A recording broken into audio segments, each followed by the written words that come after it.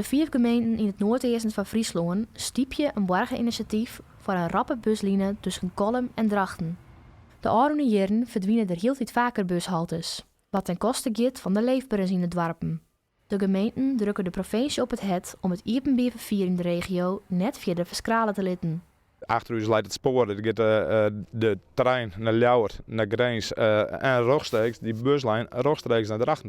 Nou, er is een lietse versobering vindt nou plaats, maar de laatste jaren vindt er steeds een lietse versobering plaats en dat willen we nou verwijzen. Dus daarom zetten we volop in om deze lijn te realiseren.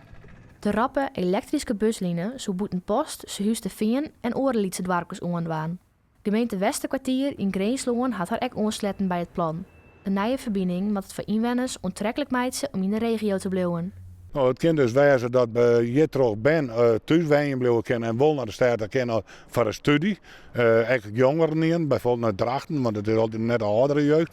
Maar ook voor mensen die ergens over te werk gaan, of dat bij Jansje ook nog eens een keer voort kan. De gemeenten zetten de oude jaren bot in op het zingen van krimp. Minder bereikbaar zou dat er niet waren.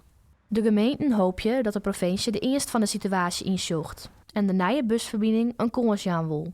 En als zult eerst maar als een proefwijzer van PRI, want natuurlijk met de inwoners er eerst wel onwennig dat het er is, maar ik hoop ook dat ze er een goed gebruik van maken. En dan kunnen we dan altijd weer zien wat we dan doen. Het signaal is duidelijk. Hè? Er zijn per 100.000 mensen bereiken wie mij Oost is aan gemeenten en Smelgelaan en Westerkwartier in belooft.